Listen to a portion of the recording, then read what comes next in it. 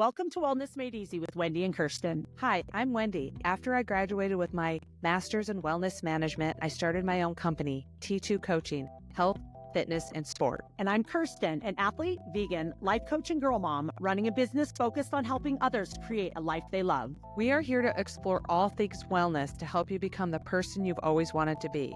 So if that's why you're here, open your ears and your mind as we tackle the world of wellness together. Hi, Wendy. Hi, Kirsten. How are you? Good. Hi, friends near and far. Hopefully everywhere. Well, we're big in the UK. Interesting. So shout out to our listeners in the UK. Awesome. Thanks for being here. So Wendy and I were just talking before we got on about so many exciting things. And we have a really great episode for you guys today on adventure and getting outside your comfort zone and personal growth, which Wendy and I, and challenging ourselves. We've talked about it lots on the podcast before, but we're going to hone in on it. And this is something that Wendy and I are really passionate about, which is one of the reasons why we're doing this podcast, because it's a new adventure for us. It's challenging. It's a little outside our comfort zone as far as like the technical aspects, which you guys all experienced with us in the first 4 episodes. But now we are on episode 17. Yay. So what was your wellness win for the week? Well, I kind of mentioned a little bit about my wellness win last week was adapting to a new schedule because I was taking care of my mom because she had hip replacement surgery.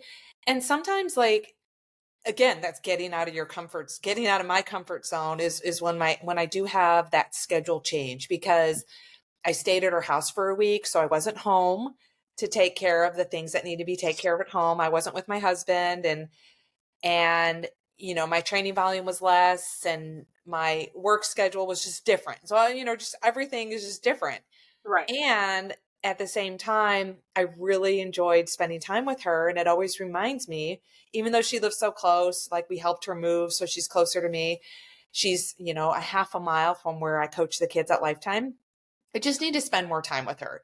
A part of it was she couldn't do much. I had to I wanted to make sure she did all her physical therapy and she was walking appropriately, and she's on a cane now, and she's going to soon get back to her activities that she does at the independent living where she lives.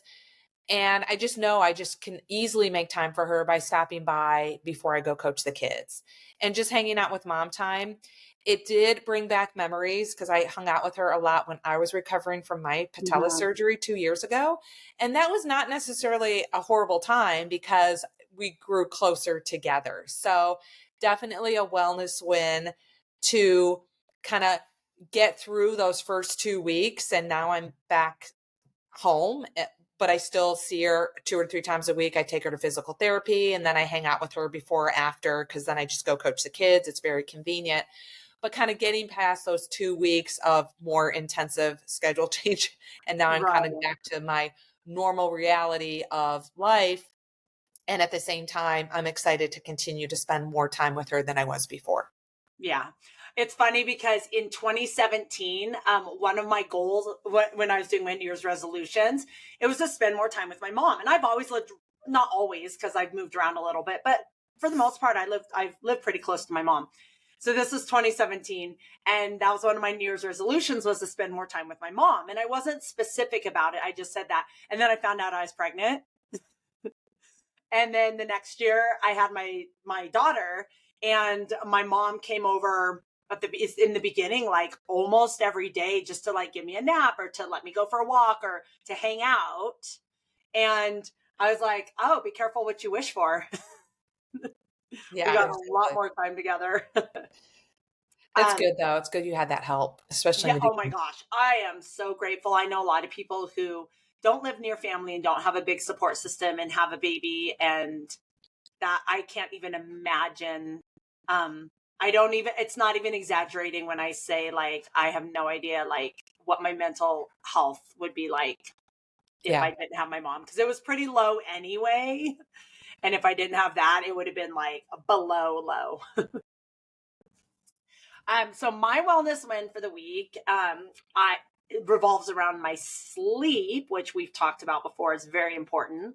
So it's two things. One is, so my daughter sleeps with me in my bed and my two dogs. And um my parenting plan I'm with her 5 nights and then 3 nights. And Mm-hmm. then it's like alternates through this schedule that it's confusing for most people, but it really works for us. So I sleep. So on those nights, I don't get very much sleep. And then on the nights that I don't have her, I work late or get up early and work because I don't have her. And so my sleep's been all like pretty bad for the past couple of years. So she was sick last week. She was coughing a lot, and it was like, you know how kids are, they're just like Mm-hmm. like right Mm-hmm. in your face. And I kept like trying to put a pillow between us. And anyway, she was moving. She just always moves around a lot. So one of the nights, in the middle of the night, I got up, and I didn't want to go into I didn't want to go into her room to sleep because I would have to keep the door open and my dogs would go in. And we have a hamster that is up all night because hamsters are nocturnal. And then my dog will be up all night barking at the hamster. So I didn't want to close it. Anyway, what I decided to do is I decided to pull her mattress into my room. Mm-hmm. And then I slept on her mattress. Oh, So we okay. were on different beds. And then the next day she woke up and she was like, what? Why is my bed in here? And I was like, because, you're moving a lot. I couldn't sleep. Like, I decided. So the next night she was like, oh, this is perfect. So she slept on her mattress and I slept on my bed. So when we went to bed, like, we held hands, like, but on separate beds. So she still felt like she was like in my bed and she felt safe. And Uh, I was like, oh my gosh, this is a game changer. Like, every single night that we've been together since I did this, it was about a week and a half ago. I've slept through the night, other than my like 28 times I get up and pee. right. So that, you guys, if you have a child who wants to sleep in your room or in your bed, like, get on separate mattresses. It was seriously like, I'm like, oh my gosh, I can't believe I didn't do this sooner. So Mm-hmm. that's part one of my sleep. Part two, so I've taken sleeping pills, like over the counter sleeping pills, for over 20 years. And I've tried to get off them, but then I don't sleep. And I don't know, it's been kind of a like mental struggle for me because I don't want to be on them, but like I need my sleep. Anyway, like at the beginning of the year, I buy them in like 90 caps, 90 tabs thing. And for like 20 years, I would take 2 a night. And so this year, when I got my new little refill, I was like, you know what? I'm just going to take 1. So instead of taking 2, I was taking 1.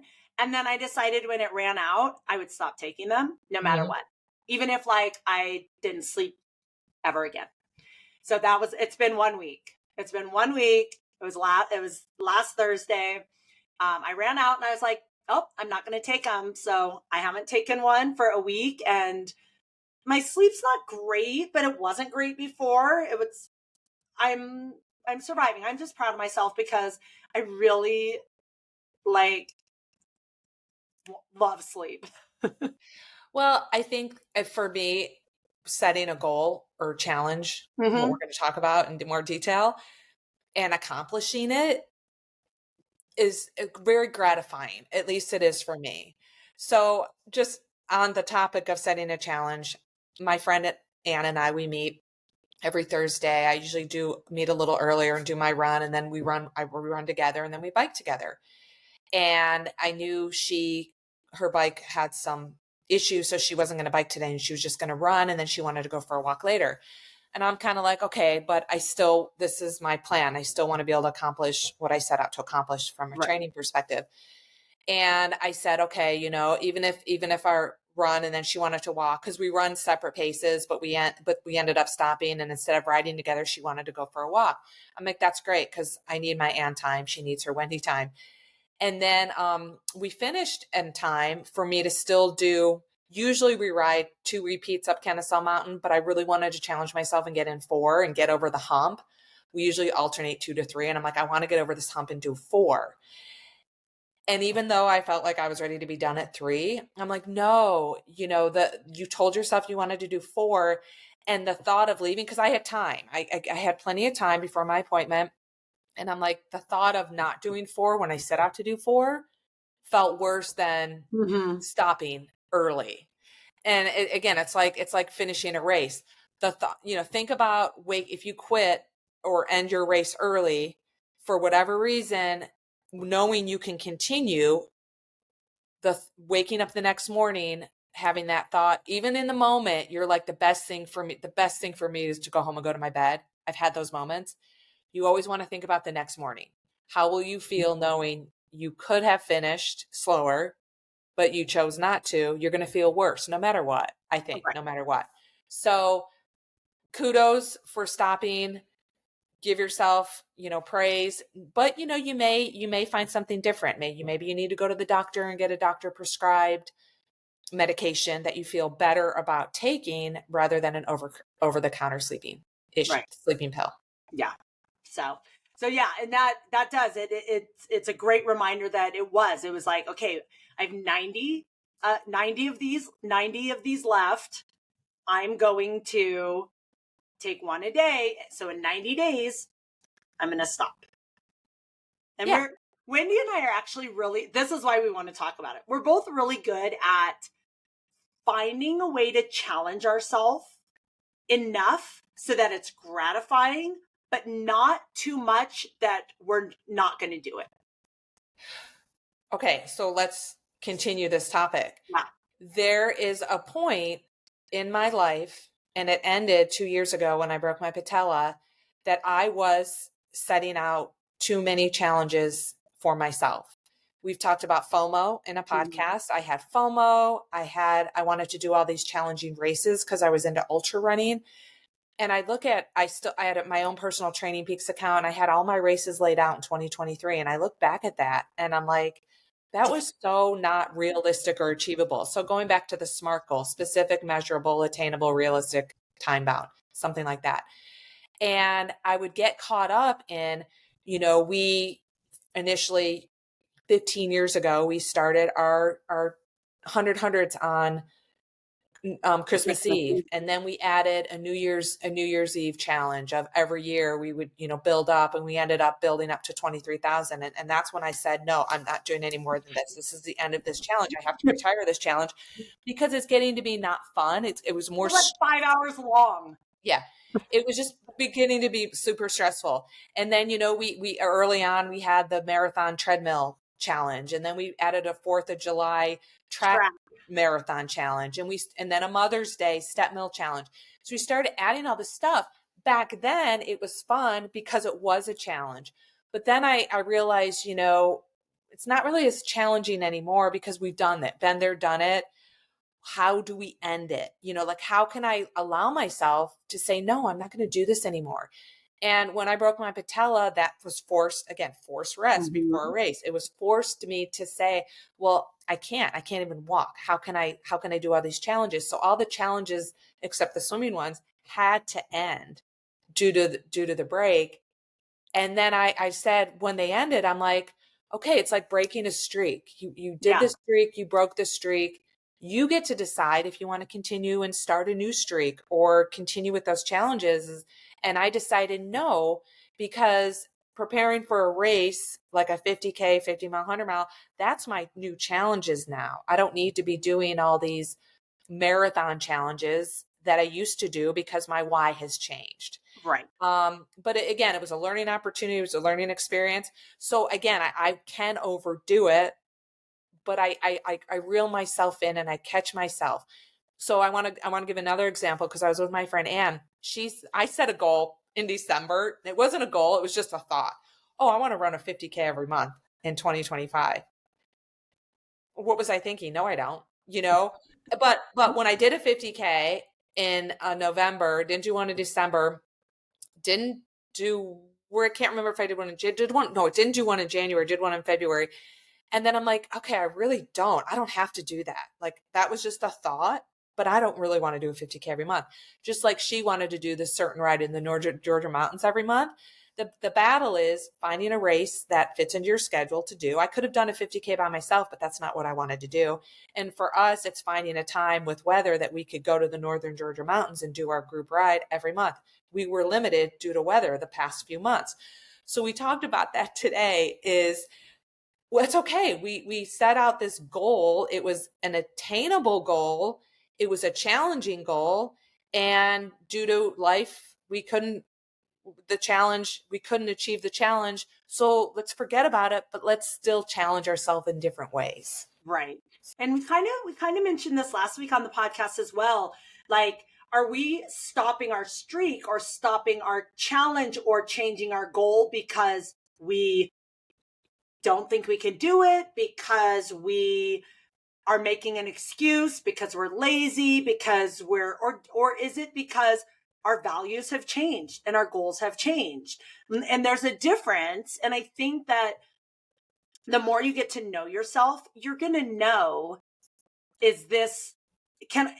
am I changing this because it really doesn't align with who I am anymore? Or am I changing it because I'm scared to move on and it feels uncomfortable?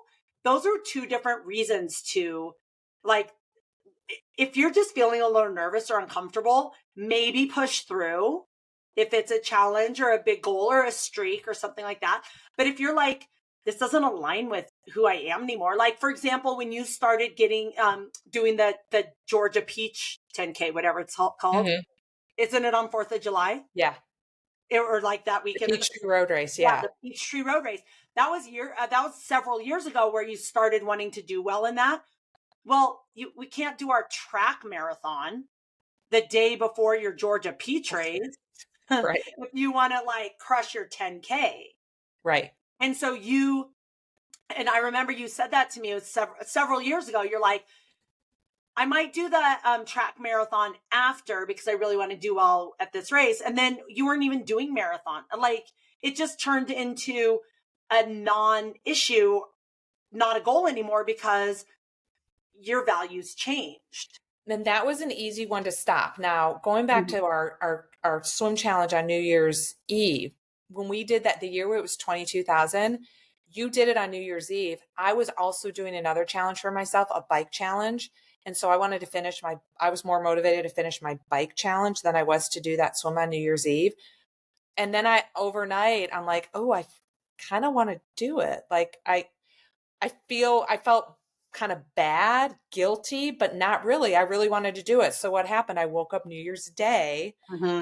got to the pool when it opened, and I crushed my 22,000 that year because I wanted to. Even though I did it on a different day, I still wanted to get it done. And then the following year, I had no problem doing 23,000 because I'm like, that's when I knew, I already set my mind that this is my last time doing this. Right. And so, right, there's a different context is everything, Right. it wasn't a choice of I can't do it. It was, I just don't want to do it anymore. Right. Yeah. And for the New Year's Eve swim, I definitely don't want to keep adding on. So I didn't do it last year, but I did it the year before. Uh-huh. So it was 24,000 Uh-huh. or 24,000 because I didn't do it going into 2025 because I have my daughter every other year on New Year's Eve. And other than that, I really don't, I don't want to go out and party. I don't really do anything. My sister's always in town, but they already have friends they always hang out with on New Year's Eve. And so I don't know. I don't really have anything to do anyway. And I love doing that long distance. I definitely don't want to keep adding 1,000 because it was literally getting to be like, I think the last time I did it was like 4 hours and 45 minutes. And I'm not working toward an endurance swim. Mm-hmm. Like, I don't have any desire to like do these like huge endurance swims in the open water like people do. I just do it because I love doing all that in the pool. So I want to keep doing it, but I'm going to do it every other year because every other year I have my daughter and I'm not going to get a babysitter or have my mom watch her so I can go do the swim because it's not that important to me, but I want to do it. So last year I was thinking this, I was like, I think I'm going to do every other year and I'm just going to do 20,000 because 20,000 is a humongous stretch, right? I didn't do it the year before. I did it the year before that because the year before I had my spinal surgery. Mm-hmm. But I was like, okay, I'm going to do this every other year for 20,000. And if it comes a time where I'm like, yeah, this doesn't seem fun or challenging anymore, then I would just stop. Right. And it's all about being adaptable.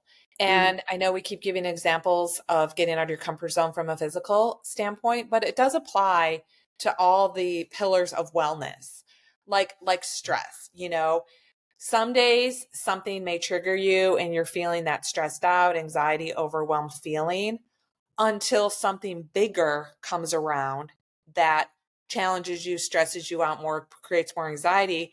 So what used to create anxiety doesn't create anxiety anymore because you've gotten something higher on the list, something happened to you that provides more of that anxiety, stressful feeling.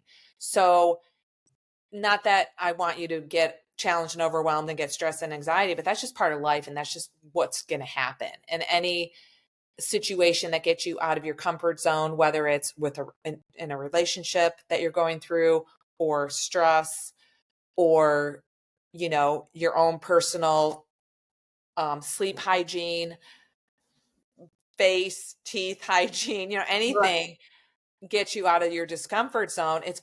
Hopefully it's a learning opportunity to grow from and to recognize, oh, wow, I thought I had it bad last month, but this is just bigger than it was. And Right. it just puts more context, more perspective on what's going on in your life. Yeah, I always tell my people I coach for like life coaching stuff. So again, it doesn't even have to be something physical. It could be something maybe a fear you have, or something you're nervous about, or afraid of, or feel uncomfortable doing. And I also tell the people in my classes this. I'm like, I want you to go outside. So this actually is a physical example. In my class I taught on yesterday, we were on the fit ball. So if you don't know what that is, it's a big giant ball. You've seen people sit on them. You've seen people do crunches on them, exercises on them. So this class that I teach, it's a functional training class. The majority of the people are probably median age 70, and they're on this fit ball where they're like a little nervous. So people who've been coming to the class for 4 years, they're not nervous. We do the ball once a month. But new people, they're sitting on the ball kind of like wobbling and kind of like trying to hold on to things. And I always tell people, your goal is to go a teeny tiny bit outside your comfort zone so that you feel a tiny bit nervous, but you know you're going to be successful. Like for on the ball, you're going to be wobbly, but you're not going to fall off the ball. So I want you to go a little bit outside your comfort zone, because those little teeny tiny moves outside your comfort zone over time, in 1 year, when you're in my class, you're going to be laying on the ball doing all your chest flies and tricep extensions and doing all the exercises on the ball instead of a bench, like it's nothing, because you've been doing that for a year. But the first day, you're not going to be doing that. You're going to be like, oh my gosh, how do I roll up and down off this ball? How do I get up without falling off? And so in any area of your life, you probably hear that a lot, like, oh, just go outside your comfort zone. It's great advice. It definitely will help you grow. And we are meant as humans to grow and evolve. But if you try to go too far outside your comfort zone, you could get hurt, you could fail, it could be a disaster, catastrophic. You might never go back and try it again. But if you go a teeny tiny bit so that you're like, oh, that was a little uncomfortable, and you keep doing that a little uncomfortable, over time, you're going to hit some really big milestones. Right. And you have to do it to be able to progress. Going back to a plank, I have an athlete who just told me she can only do a 10-second plank.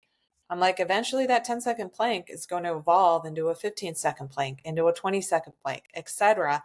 But if you don't do a 10-second plank, you're never going to get past being able to do a 10-second plank. Right. You know, again, I brought up teeth hygiene. My genetics, I develop a lot of plaque and tartar, even though I brush my teeth every day. What I was failing to do is daily flossing. And if I miss a couple days of flossing, I can see the plaque and the tartar buildup. Right. So I feel success, I hate going to the dentist because it always hurts because I'm not taking good care of my dental wellness part of my life. But now I am. Now I've Right. like, you know what? Flossing your teeth takes 2 seconds. You could do it while you're doing something else. It's not a big deal, And so I went to the dentist 6 months ago and it was great. It was like the best dental experience I've had. And I've kind of slacked a little bit and now I'm like, you know what? I don't want to slack anymore. I don't want that pain of going to the dentist. I learned from it. I'm going to floss my teeth. And that used to be out of my comfort zone. But now it's not. Right. Again, adapting to getting out of my routine is very anxiety driven for me. And when I broke my knee, one quote I found when I broke my knee is sometimes all you need is a break in your routine. And literally I had a break in my routine. You're like, that was a break. Yes. And even though I always feel a little anxious, overwhelmed when something like getting out of my routine happens, I always come out better for it. Right. Yeah, that reminds me of when I was married, because when you're in a relationship, there's some compromise involved, right? And so I was always in my own little bubble. And then every once in a while, my husband, because I want wanted to be married, he'd be like, "Oh, let's go do XYZ." And I'm like, that's going to take all day. It's going to be like, I won't be able to do my thing, blah, blah, blah. And then after whatever it was. So for example, like we were in Florida and I was reading this really good book I wanted to keep reading. I was training for an Ironman. I wanted to sleep. This was before I had a child. And he was like, "Oh, let's go to the Kennedy Space Center." And it was a 4-hour drive each way. Mm-hmm. And then I knew we'd be there like minimum like 4 to 6 hours. Mm-hmm. And I was like, "Oh my gosh, this sounds awful." Like, I'm like, "Oh, this is so," I couldn't get my work done because I was working online then. I mean, I did a little bit in the car, but I didn't want to be that person who was just like working in the car. We went with some of his friends. Uh-huh. And so I was like, I didn't want to go, but I wanted to spend time with him and he was really excited about going. And so we drove 4 hours. We spent the 6 hours there. On the way home, I could not shut up about how awesome it was. And I was like, "Oh my gosh, I almost missed out on that because it wasn't within my idea of what I want, my little frame of what I wanted to do for the day." Mm-hmm. So it was outside my comfort zone.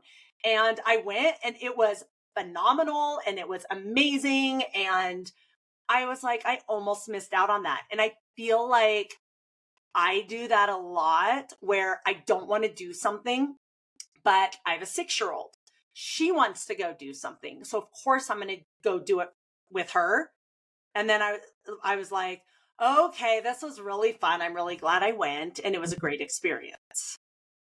Yeah, it is. And I always remember, I just can always remember, I'm like, Yeah, you're going to drive for 4 hours, but you know what? The end result, you're going to be fine. It's good. It's right. exactly what you need. You're getting out of your comfort zone. It's Yeah. exactly what helps you survive mentally and physically for my well-being is getting out of my comfort zone. Well, and I'm sure when you first started reading every day, that was outside your comfort zone. It was because again, it took away from the activity I would have been doing when I get home from coaching the kids, which is follow up on training peaks, training plans, follow up on email, and doing stuff at 8 o'clock at night that could be easily done at 6 in the morning. Right. And so changing that routine, changing that thought process, changing that perspective, creating a new habit, takes 21 days. They say it takes 21 days to create a new habit. It's been a great habit because I've read some really awesome books, really Right. engaging books. Right. And that's all, anything that I feel like, especially as you get older and you're like more attached to your own little routine and what you're comfortable doing, stepping outside that and making any changes to your routine is hard and it's uncomfortable. But and this was one of my favorite little memes, and I actually saw it this morning, and I screenshotted it to save it because I hadn't seen it in a while. And it's a caterpillar and a butterfly, and they're sitting at a table, and the caterpillar said, you've changed. And the butterfly says, yeah, we're supposed to. Yeah, I love And I'm that. like, oh my gosh, I forgot. And I just saw it this morning. I was like, oh, we're talking about that. I'm going to save this. But it's so true that we, in general, I feel like we're really resistant to change. And it's okay to feel the fear and feel uncomfortable, because what's on the other side of being uncomfortable and the other side of fear is personal growth, which typically results in a better life. Mm-hmm. So with that in mind, some of the things Wendy and I also wanted to talk about, other than just going outside your comfort zone, is adventure. Like, why is adventure worthwhile? Why is it important to do something that you think of as adventurous? It's going to be a wide range of things for a lot of people. Some people think that, I don't know, walking outside their door is probably adventurous. And then some people think like, oh, I have to climb Mount Everest for it to be an adventure. But taking time to create some adventures for yourself, and how that helps you psychologically, physiologically, and your overall wellness. Well, again, adventure could be so many things to so many different people. And I think any type of adventurous thing, whether you're like, I'm going to try a new food, I'm going to read a new book, I'm going to take a new route to this destination that I'm going to, or, instead of putting in a full weekend of training, I'm going to take a full weekend of rest. That could be your own little adventure outside your comfort zone. Just changing your routine so you can see what else is out there, I think is really good for, again, all the pillars of wellness that we've talked about on the podcast. Yeah, for sure. I just went last weekend. I went to St. George, Utah, and I didn't have much time because I was teaching a class for my friend Ashley on Friday morning, and I needed to be back on Monday afternoon to pick up my daughter from school. So I taught the class. I drove 10 hours to St. George on Friday. I trained all day Saturday, most of the day Sunday. I left Sunday evening and kind of like slept a few hours throughout the night as I drove home, and got home Monday afternoon to pick up my daughter from school. And it was funny because I wanted to do this just to get away, even though it was such a whirlwind and I knew I wouldn't get much sleep, and I knew it was going to be kind of crazy. And I was talking to one of my friends that week, and I told her, I was like, oh, I probably should stay home for the weekend and get caught up on dishes and laundry. And she was like, yeah, my life story doesn't what I wish I knew how she said it, but she said something about like the story of her life doesn't say I stayed home this weekend getting caught up on my dishes and laundry. And she's someone who she does at least 2, either half marathon, full marathon, or 50K, at least 2 a month. And she has like for the past 10 years. Like I met her on one of those big runs that I did, the series. And she travels all over, does all these races. And I thought about when she said that, and I'm like, yeah, the dishes, I personally have never been caught up on dishes and laundry. Never. I've never not had laundry in either the washer, dryer, hamper, or in a pile in my bedroom to put away. Never.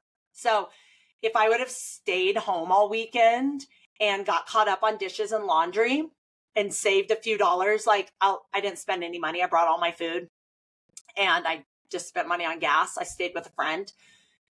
If I would have stayed home and saved a few $100s and caught up on dishes and laundry, today is 4 days later, I would still have dishes and laundry. So Great advice. Yeah. And the thing is, when I was driving home, I was so tired. And like that night after I picked up my daughter, I was like, my eyes kept burning and watering, and I'm wiping my eyes, and I'm like, oh my gosh, I'm so tired. And it was so worth going. It Yeah, was so worthwhile. it always is. Yeah. And it's a really good reminder that this is worthwhile. Like traveling by yourself, like a lot of people, or even going out to eat by yourself or going to a movie by yourself. Like a lot of people, that's a great adventure. Like a lot of people have never done anything like that. I was talking to my friend Anne this morning. I used to travel to races all the time by myself. I mean, I guess I just didn't have anyone to go with. But there was no problem. I would buy a ticket and then I'd go to a race. This before I met Don, my husband. I just would go and I was fine with it. I guess I had money too back then. Right. I remember going to like a race in California, Vineman, and I spent 3 days by myself. And Yeah. it was fantastic. I got to spend a day in San Francisco. I just did my own thing. And I never minded it. It was fun. Yeah, that's how I am. My mom always likes when I go with people because she just feels like it's more safe. And so when I was getting ready to leave, she's like, "You couldn't find anybody to go with you?" And I was like, "Oh, Mom, I didn't ask anybody to go with me. I was so excited to have a weekend alone." Uh-huh.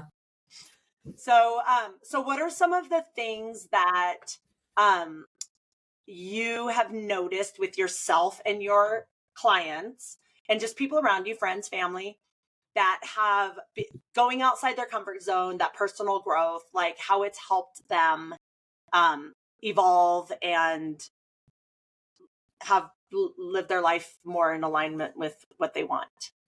Well, I think first from coaching and athletes I coach, when I want them to go out of their comfort zone for whatever reason, they don't want to. And usually it's those athletes or type A perfectionists that they fear failure, they fear anxiety and of not performing to how they want to perform because they're trying something new or something different.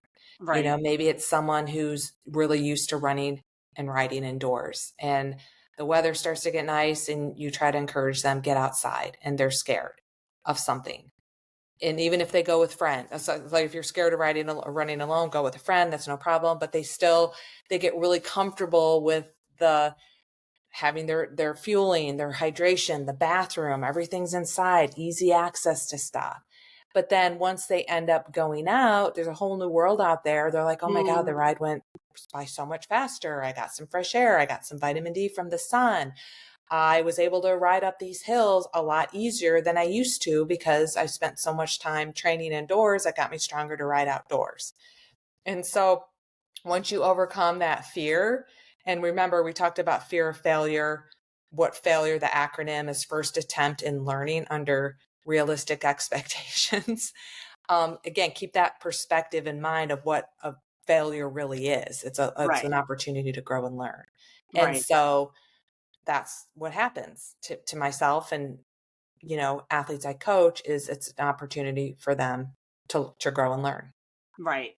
That just reminded me, one of my athletes I coach, we just had this conversation yesterday, is she's training for 70.3. She's starting to build out her run to be a little bit longer. And she's been in the habit of doing the run walk method. Well, a few weeks ago, she was like, "Oh, I was thinking of maybe signing up for this 15K. Do you think that's a good idea?" I'm like, "Absolutely." So she did the 15K. She ran the whole thing. Okay. So she can run 15K without stopping. But in training, this just happened this week. She's like, I did my long run and I alternated a mile run, walk, a mile run, a mile run, walk. And I said, and she was like, I want to run more, but I just can't. And I was like, well, is it your heart rate getting too high? Are your legs too tired? Like, what do you mean you can't? And she was like, I don't know. My brain just wants me to walk. And so I was like, that sounds like you're nervous about running the whole thing. Like you're afraid maybe you're going to get too tired or you're going to get injured or, it's outside her comfort zone to continue running. Mm-hmm. And so when she feels like a little nervous or a little anxious or a little outside uncomfortable, she walks. She doesn't have to. There's no physiological reason that she needs to walk. She's not tired. She's just in her mind, it's too uncomfortable mentally to keep running. Mm-hmm. And so it's just really interesting, like how we impose these limits on ourselves that in order to push through, we're going to have to get uncomfortable. And I feel like one of the reasons you and I, maybe easier than other people to feel uncomfortable is because we've been in this sport that's physically uncomfortable for a really long time. And we know that, okay, I'm going to push myself. It's going to hurt. I'm going to be exhausted, but it's okay in the end. And we grew from it. So then when we have these mental and emotional challenges, we have kind of a reference point so that we can say, okay, we've done these physical things and we were okay. So I think we'll be okay doing these hard mental things as well. Right. Yeah, you just got to experience goes a long way. Experience does go a long way.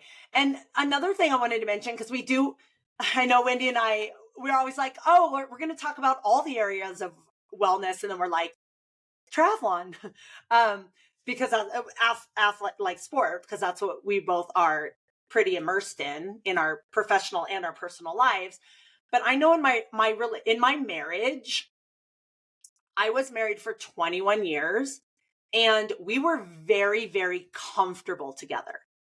So toward the end of our marriage, we stayed together because there was nothing wrong. It was very comfortable. I could be with him right now. We could still be married because we had our routine down. We supported each other. We had our budget perfectly. Like everything worked so well. But, and I talked about this on the podcast before, like I felt like I was kind of missing something, but it was really scary to be like, what if I end this relationship for nothing? Or what if I end this relationship and nothing good comes of it? Or I'm regretting it for the rest of my life. And so it took me years of like kind of going back and forth because it was more uncomfortable to leave the relationship than it was to stay in it. And I think a lot of us get trapped in a cycle like that, whether it's a relationship, whether it's the way you eat. Like a lot of people, I've had people tell me, I want to eat more plant-based, but it's too hard when I go out to eat. It's too hard because my whole family wants to keep eating meat. And to me, right there, going back to what we talked about last week, an excuse, that's an excuse. Right. Like, But in like their when head, I would follow up with, well, what's hard about it? Define hard. What is hard about it Right. for you? It's because it's the unknown for them. So one quote that really helped me, which when I was deciding whether to stay in my marriage or leave my marriage, one quote that was really helpful, and you could use this in the plant-based thing. You can use this in probably any area of your life, is don't be afraid to give up the good to go for the great. You don't know nobody knows what's on the other side. Nobody knows that if you go outside your comfort zone, it's going to be spectacular out there. That's not a given. That's not anything that we can guarantee. But if you're in a situation, whether it's your health, whether it's your finances, whether it's your relationship, whether it's your emotional, mental health, if you're in a situation that you don't feel great about it, then to risk possibly something better, I know it's a risk, but to me, that's worth it. And again, I think what Wendy said with experience, because I've experienced that several times in my life and it turned out okay. Mm-hmm. But it is hard to take the leap. Nobody said it's easy to go outside your comfort zone, but the more you do it, the easier it gets. Right. Then you have a new comfort zone. You're Yeah, just at a different level of comfort zones. What right, used to be hard isn't hard anymore because you've just made that step bump up. right. If anyone's seen that movie, I think it's called Free Solo. Have you seen it? Mm-mm. Alex Honnold, I think his name is. He free soloed in Yosemite. Is it Half Dome? I don't know. It's like 20 pitches. He free soloed it. I might be getting this all wrong, so don't yell at me. But if you watch the movie Free Solo, it's the real thing. So people would say, "Oh, he has a death wish." Right? He free soloed, which means you use no ropes at all. Something that would be like 10 or 20 pitches, which is the full length of the rope. Mm-hmm. So so people are like, "Oh my gosh, he's fearless. He's taking these huge risks. He has a death wish. He wants to die." It's exactly what Wendy just said, is he started so young rock climbing that his comfort zone for climbing on rocks without ropes seems to us like impossible, something crazy. But to him, it was little steps over years and years and years. So him climbing up like these a little tiny face of a straight up and down rock face with these little handholds, that to him feels like us maybe scrambling up a boulder that has some like bigger holds and maybe at this pitch, Mm-hmm. like a 45-degree pitch.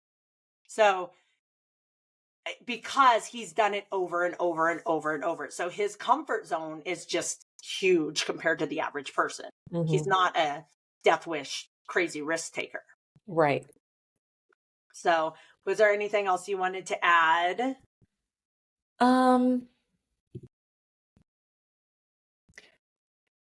I mean, I would be interested from our listeners to share something that they've recently did to come out of their comfort zone in an area of wellness. Yes. Do you have something in mind for yourself that maybe is coming up or maybe you're working on in your life that feels a little nerve-wracking or scary? No, not right now. I mean, like I said, I don't necessarily always like a huge dramatic change in my routine. But I kind of just had that pass me by, but not right now, not currently. I'm into my routine. I have a race coming up. I'm comfortable. It's not out of my comfort zone because I did a race in November that was bigger.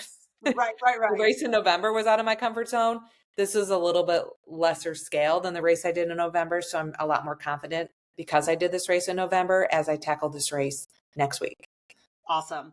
I'm actually kind of going through like little uncomfortable things. I always go to therapy right after we record this. So I'm like, it's like fresh in my mind to talk to my therapist about, but it involves relationships. And I've been like, maybe in the last like 6 months to a year, thinking about maybe dating or hanging out with, I don't know. It's all like super outside my comfort zone to um, date or be in a relationship. And I I was married for 21 years, and before I met him, like there weren't even computers.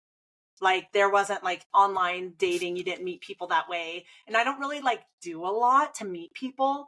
And so I'm kind of going back and forth. Like I have a friend who wants to hang out, and I think it's more than like just hanging out. And I'm like, do I want to give up my time? Do I want to, um, what do we talk about? It's very uncomfortable for me.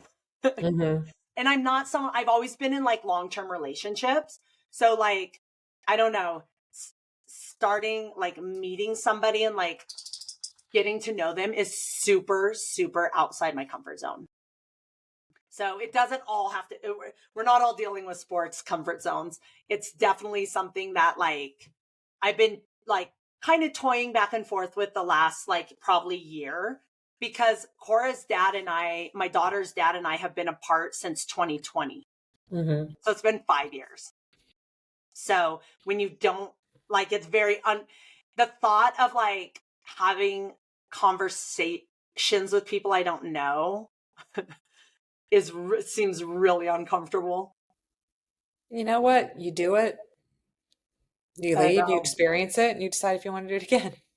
That's true. I just don't know, like, because I have to kind of decide on something for like this afternoon, Uh-huh. maybe meeting this afternoon with somebody, and I right before we got on this podcast, I was like, oh my gosh, my house is such a mess, and I was like, I'd rather clean my house than like meet up with somebody, and I was like, okay, that's, I don't know if that's a bad sign or if it's just me being like, Is that an excuse? I know. That's what I'm saying. Like, how do you know? Because to me, it feels like so much energy and like to meet with this person, and it feels less energy to stay in my house and get stuff done. Mm-hmm. But is that just me being nervous and feeling uncomfortable?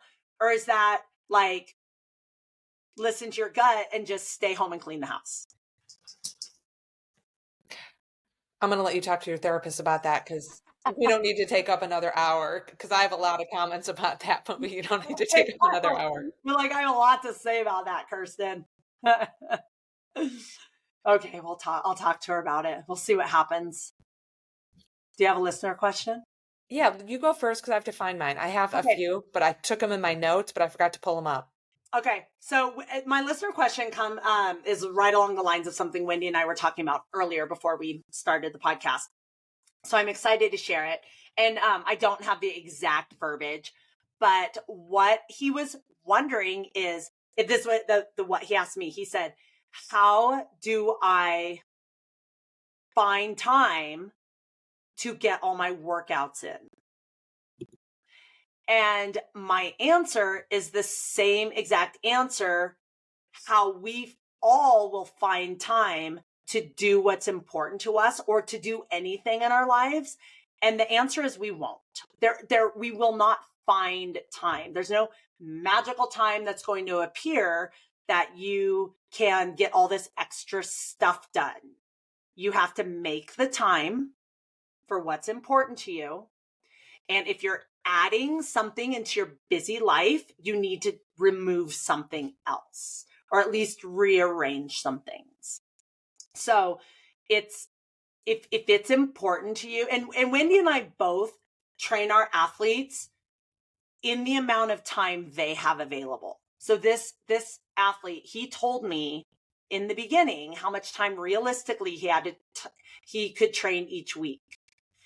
And it's been, I think, 2 months since I started training him. And he is like, I just can't get everything in. And I'm like, okay. And this is how we had this conversation. I said, okay, well then let's change the amount of time you're training. Look at your schedule, look at your calendar, and tell me realistically how much time you have to train. And he was like, well, I want to get all this in, but how do I find the time? And that's where the question came from. And that's why I said, there's not just time hanging around. You make the time, and you need to schedule the time in your schedule. So you could look at your schedule and say, I have 6 hours a week to train. And then you get your training plan, but you don't put it in your schedule. You just say, oh, every afternoon from 12 to 1, I have open.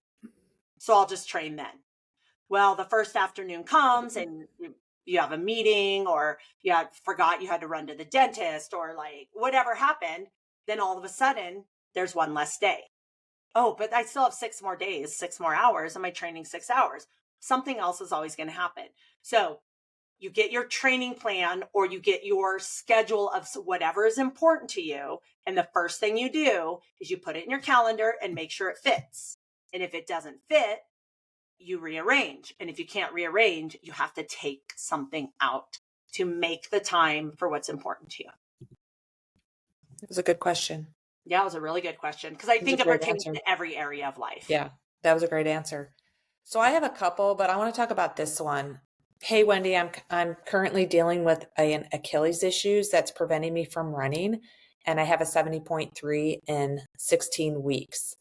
Any advice you could give me on dealing with injury, setback, and, dealing with the mental aspects of not being able to train? You're like, absolutely. I just did it. So what I tell athletes, whether I'm coaching them or just people dealing with injuries, I think injuries are just part of being an athlete. First, you definitely need to seek advice from a professional physical therapist, doctor, chiropractor, whoever you see, and stop asking strangers in Facebook groups how to deal with Achilles tendonitis. I've had Achilles tendonitis before, as well as a handful of injuries. And nothing, as a multi-sport athlete, nothing has prevented me from having to stop complete training, except when I broke my patella, which was more of an accident than an overuse injury. So after you seek out medical diagnosis, I think too many athletes these days, again, going back to, I'm in a bunch of Facebook groups and people are asking about advice from strangers in Facebook groups about certain aches and pains that they're having. And, if you're having what you think Achilles tendonitis, it could be posterior tibialis tendonitis. It could be something other than Achilles. If you're having a knee pain, there's so many reasons why you may be having knee pain. You have to get the diagnosis first. Any athlete I coach who ends up getting an injury, whether it's from a training or they stepped off the curb wrong or they slipped on ice, get a professional diagnosis so you can treat the issue that you currently have that you actually know. You don't want to treat something that you don't have and not actually treat the diagnostic injury. Number two, try to work with your coach or doctor therapist about what may have caused the issue. If you're having an Achilles issue, is it your running form? Is it training too much volume, too much intensity? Running on a treadmill, you're going from, training indoors to training on pavement. There's a lot of reasons. So you want to fix the reason that caused the issue. It could be from weak glutes. We as runners, multi-sport athletes have weak glutes, and that usually can create a lower extremity posterior chain issue. So why did it happen? And then work with a coach or your doctor to prevent it from happening again. And that means strengthen your glutes, don't run on the treadmill, don't run on pavement, fix your running form. That's going to go a long way for longevity in the sport. And again, it's part of being an athlete. If you're a multi-sport athlete, if you do have Achilles issues, you can probably still swim. You can probably do other cross-training modalities to replace the ability not to run. In many of my my earlier years when I used to do Ironman, I tended to get injured, and it mostly was my calf or my Achilles or posterior tibialis 8 to 12 weeks out. And again, it was probably an overuse thing, but I couldn't run, but I could still bike, I could still swim. And I replaced running. I would do the step mill or the elliptical. So aqua jogging's my thing. So there's definitely other things you can do to really keep you mentally, your mental well-being. So you're not just taking a day off, you're doing your prescribed run if you had a 40-minute run, maybe you're doing a 40-minute aqua jog or a 40-minute elliptical, or you're adding more swimming or more biking into your routine. So it's definitely not a deal breaker if you treat the injury and try to figure out what caused it. Yeah, and you're far enough out from your race that you can come back from an overuse injury, doing all the things that Wendy said. And I would 100% say, and I say this to all my athletes with any sort of any sort of like overuse type of running injury, water running, deep water running, professional runners. That's what they do when they're coming back from an injury, a surgery. They get in deep water running. And a lot of people are like, oh, what's deep water running? You literally go in the deep water, deep meaning you can't touch the bottom, and you like act like you're running. So your legs kind of do this like bicycle-y running thing. It's almost like if you're a flutter kicker, it's almost like you're doing vertical kicking, just with a slight bend in your knees. So you're not doing like, and then you just pump your arms by your side like you're running. Right. It's really, really hard. I started doing that during my first Ironman. My first Ironman, again, I got injured pretty quickly after I qualified in 1997, and someone told me to water run, and we had a deep it's at the Colorado State University. They had a deep diving well, and I would do my running there. And what helped me was to visualize, if I was outside running right now, where would I be, and to have that visualization going on. And I would visualize the mechanics of running. So how do you run? You drive your knee forward, you lift your heel up to your bum, you try to do a forward lean. It's not exactly the same, but having that visual of what you're trying to accomplish if you are outside is very helpful. Yeah. And I mean, if, like I said, all the professional runners do it and they get back on the ground and with hardly any fitness loss. And I've noticed that for myself too. I've done the same thing, like gotten injured training for an Ironman and ended up doing like 3 to 4 hour water run. And it was like, to talk about like mental training, it's really challenging. And I would get to race day and I performed fine. And I think having a setback, whether it's an injury or any setback, if you're an athlete, it's part of that mental training. It's getting out of your comfort zone, and it makes you mentally stronger of educating yourself of how to overcome it. Right. And we always talk about this experience, and that's why that's why we do this podcast, is to share our own experiences, is that once it works for you once, you're going to do it every time. It's just that first time you're like, I don't know if I really believe them. Is this really going to work? And I mean, I've done water running just for cross training. I know Wendy does too. We've done water. That was one of our challenges once.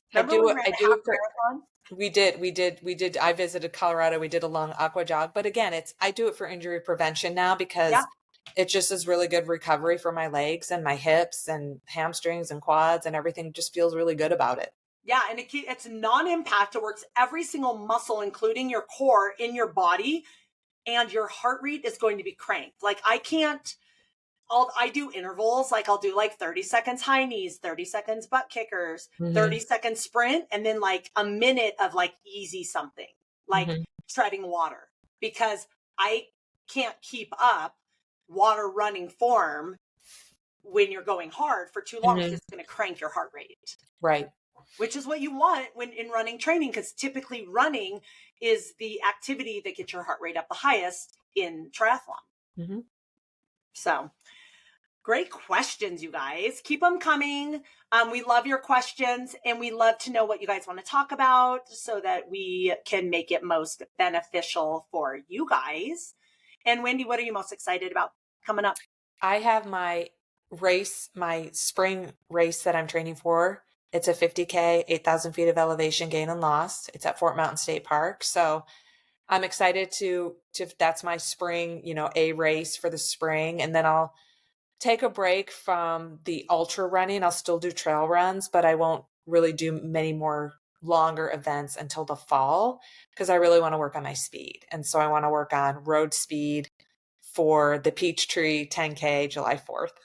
Yay.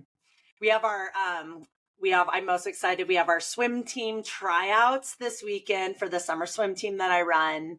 And it's always fun to see these little kids just really want to join the swim team and do the tryouts and get excited about the swim season. So basically after this week, we have our first practice is 5.5 weeks away. So we're like in summer swim team mode. Nice. So I'm excited about that. All right, you guys, thank you so much thank you for the comments. We love the comments on our podcast because, again, it helps us see what you guys want, and it just makes us feel good to be helping you guys. That's why we're doing this. So if you guys have any questions or want to reach out, please do. And thanks for being here. Make it a great day. Bye. See ya. Thank you for listening to Wellness Made Easy with Wendy and Kirsten. If you want to learn more about us or anything we talked about today, check out the links in our show notes. We would love to know what you think of our podcast and what you want more of. So drop us a comment, send us a message, and help us out by leaving us a rating and a review. And don't forget to let us know your wellness win for this week. Thanks for listening. Make it a great day.